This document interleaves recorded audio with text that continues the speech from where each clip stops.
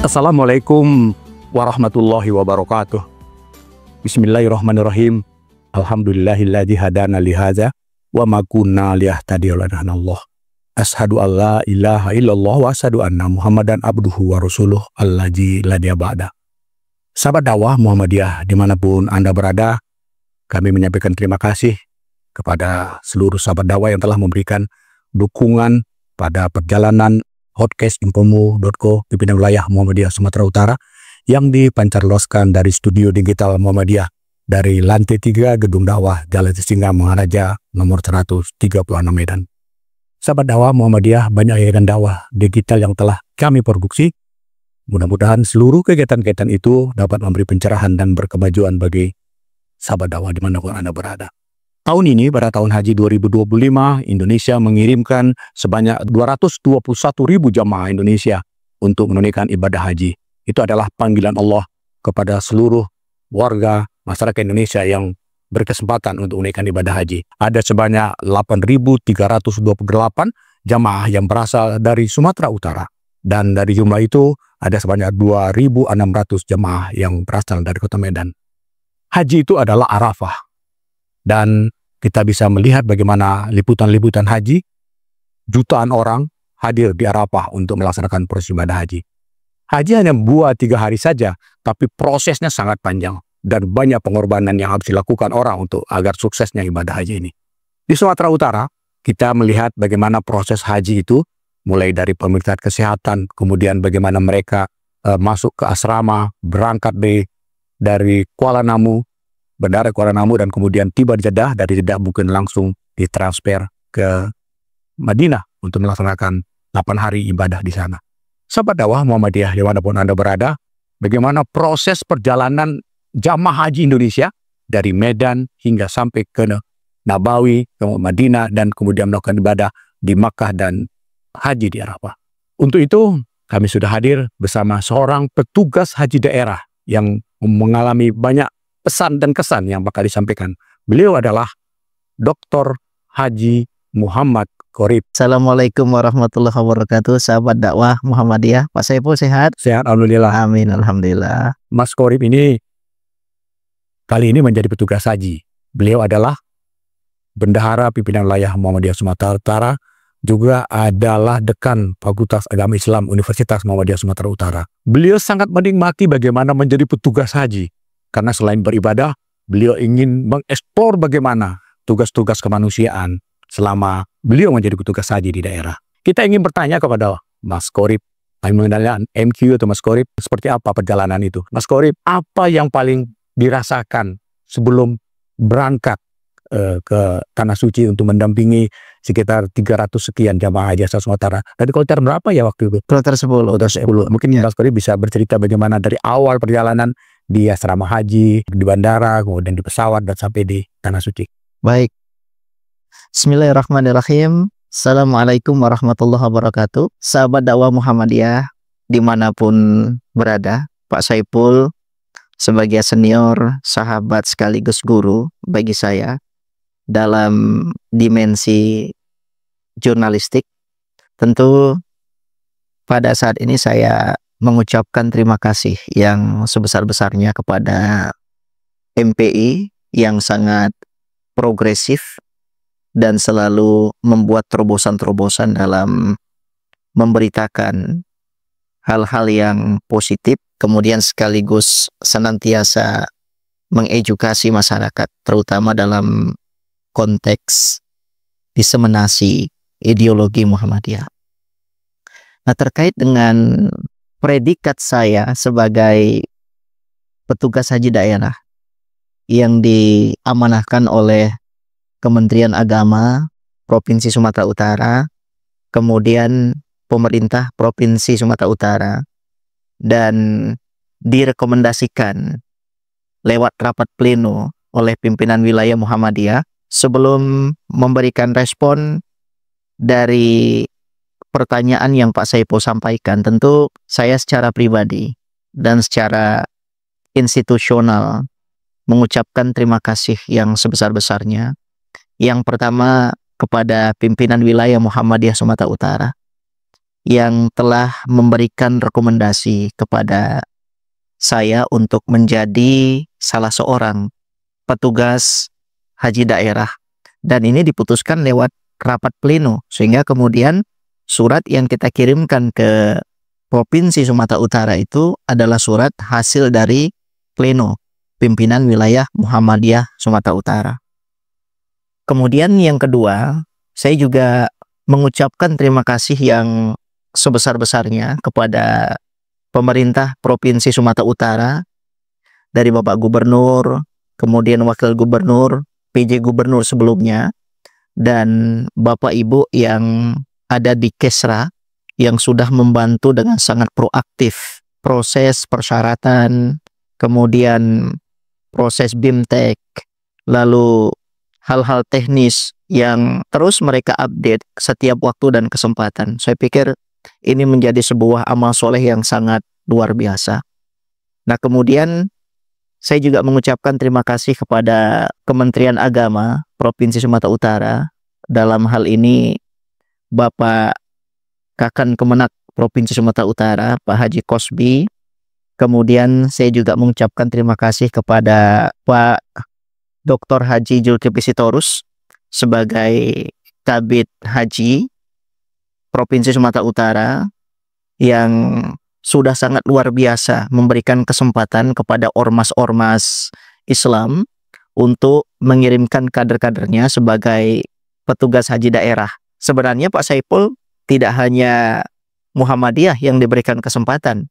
Sahabat-sahabat kita misalnya seperti dari Al-Wasliyah, kemudian dari Nahdlatul Ulama, kemudian dari berbagai macam ormas Islam yang lain, itu juga diberikan kesempatan. Misalnya dari Majelis Ulama Sumatera Utara, itu juga diberikan kesempatan untuk menjadi petugas haji daerah. Dan alhamdulillah petugas haji daerah pada tahun ini juga diberikan kepada Muhammadiyah Sumatera Utara, dan dalam hal ini Muhammadiyah memberikan kesempatan kepada saya. Nah, Pak Saiful, dalam konteks ini memang sangat menarik. Kita juga perlu untuk memberikan apresiasi ya kepada Kementerian Agama, di mana seleksi untuk petugas haji daerah ini sangat ketat pada tahun 2025 ini. Nah, saya berbicara pada tahun 2025 ini karena saya berada di dalamnya. Saya juga melihat bahwa proses seleksi petugas haji daerah pada 2024 dan sebelumnya juga sangat ketat.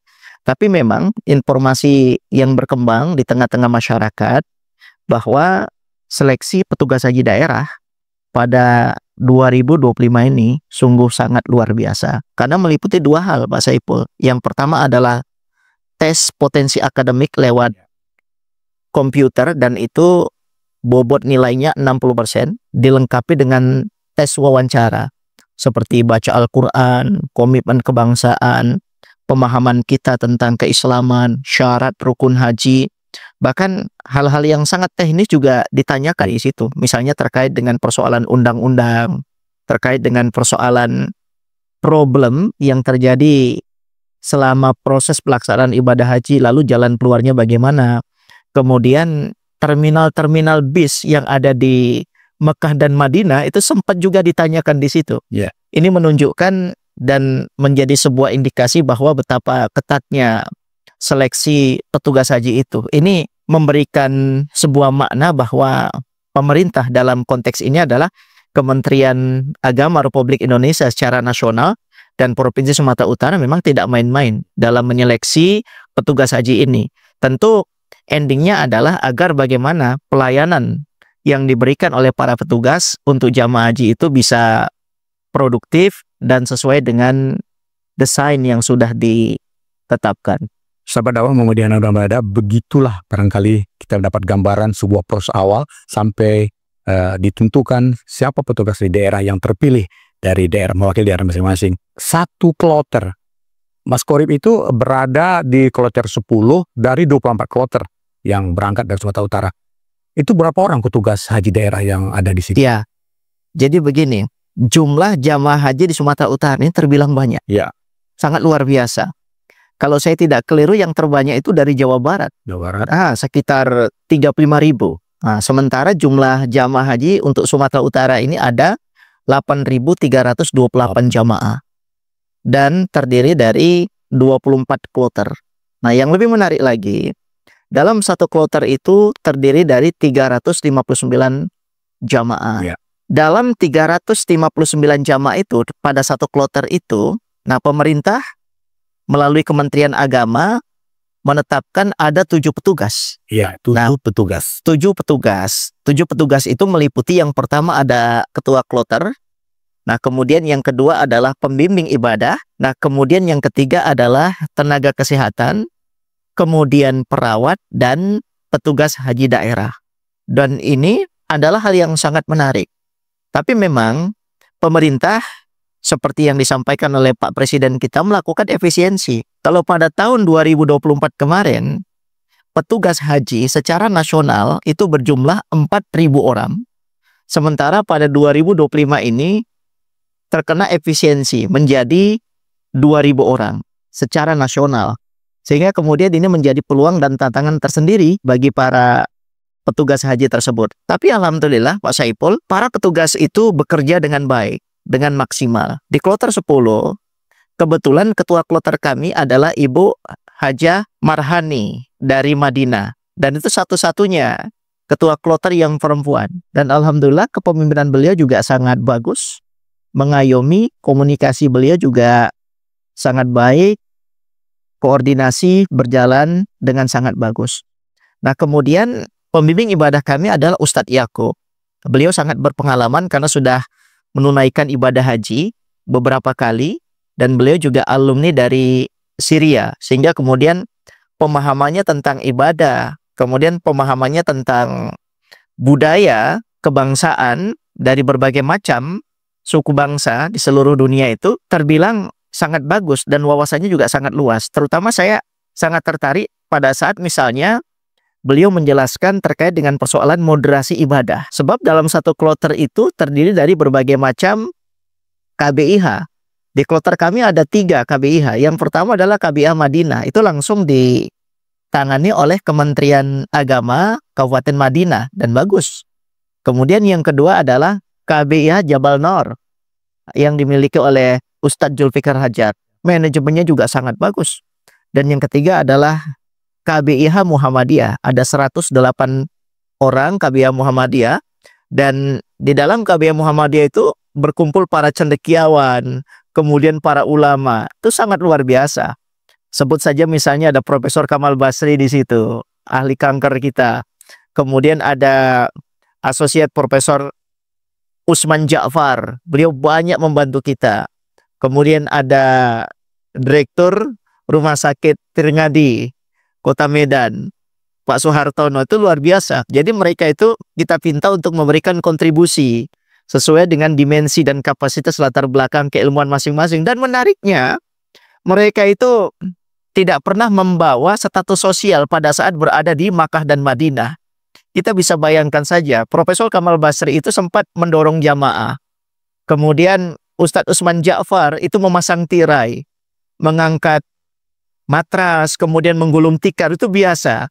Kemudian Pak Soehartono juga memberikan penjelasan terkait dengan persoalan pelaksanaan ibadah haji. Kemudian Ustadz Ali Nurdin juga banyak memberikan bantuan kepada kita dan beliau membimbing jamaah. Sebab KBIH Muhammadiyah itu kan memberikan kebebasan kepada jamaah, kemudian jamaah Muhammadiyah itu diminta untuk lebih mandiri dalam melaksanakan ibadah haji di sana. Dan alhamdulillah itu berlangsung secara baik. Nah, untuk Kota Medan sendiri, jumlah jamaah haji itu ada sekitar 2.600 orang. Dan koordinasi antara petugas kloter, kemudian PHD, kemudian tenaga kesehatan. Nah, tenaga kesehatan kami di kloter 10 itu ada 2 orang. Yang pertama adalah Dr. Fadli, ini sangat luar biasa. Kemudian Suster Nurul Uyun. Kemudian ditambah 3 petugas haji daerah. Yang pertama adalah Mas Taufik, beliau dari Polrestabes Medan. Ini polisi yang sangat soleh saya pikir. Kemudian yang kedua Mas Toras dari Madinah. Meskipun beliau predikatnya sebagai petugas haji daerah, tapi latar belakangnya dokter. Sehingga kemudian beliau membantu Mas Dr. Fadli dan perawat Nurul Uyun untuk membantu para jamaah. Dan mereka ini adalah mujahid kemanusiaan yang jam kerjanya 24 jam. Ini sangat luar biasa. Ditambah saya sebagai petugas haji daerah mewakili Muhammadiyah Sumatera Utara dan kebetulan berlatar belakang Islamic Studies sehingga bisa membantu untuk kegiatan keagamaan, kerja-kerja intelektual, kerja-kerja spiritual. Juga saya senantiasa membantu kerja-kerja fisik, misalnya mendorong jamaah, menuntun jamaah pada saat tawaf, pada saat sa'i, dan alhamdulillah jamaah yang kita sangka mereka itu lemah secara fisik, tapi pada saat tawaf dan sa'i mereka sangat kuat. Misalnya saya menuntun seorang ibu yang usianya sudah 65 tahun, yang ketika itu secara fisik kelihatan lemah. Lalu saya tanya, Bu, apakah kita istirahat dulu? Jangan Ustadz, kita terus saja. Bayangkan saja Pak Saiful, pada saat tawaf keliling Ka'bah itu kan hampir 3 kilometer. Tapi Allah memberikan kekuatan spiritual yang sangat luar biasa. Kemudian pada saat sa'i ketika itu, kita juga tanya, apa istirahat? Beliau tidak mau. Tapi terus saja, pada saat itu juga hampir 3 kilometer. 400 dikali 7 kan? 400 meter dikali 7. Dari Safa ke Marwah 400 meter. Dari Marwah ke Safa itu juga 400 meter. Kalikan 7 kali berarti kan 2.800 meter, hampir 3 kilometer. Tapi alhamdulillah jamaah itu kuatnya luar biasa. Ini saya pikir merupakan pertolongan dan bantuan dari Allah Subhanahu wa taala yang secara rasional kita tidak dapat menjangkaunya, tapi ini merupakan sebuah fakta dan realita yang ada di hadapan kita.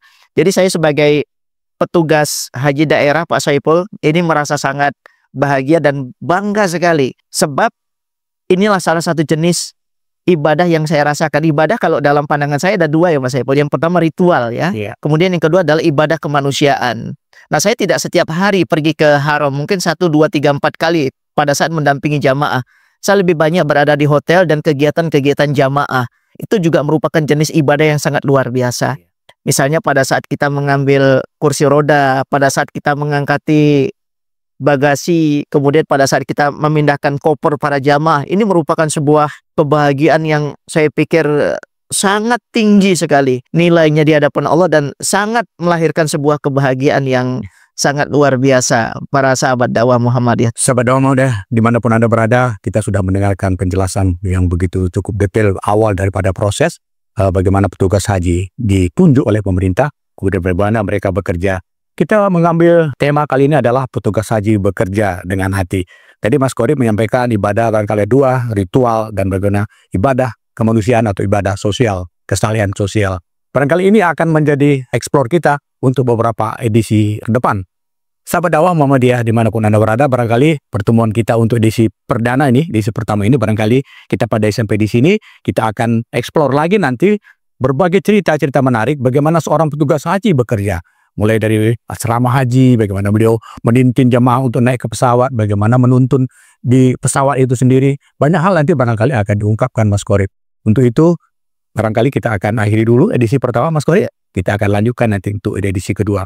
Terima kasih barangkali atas pertemuan ini. Assalamualaikum warahmatullahi wabarakatuh.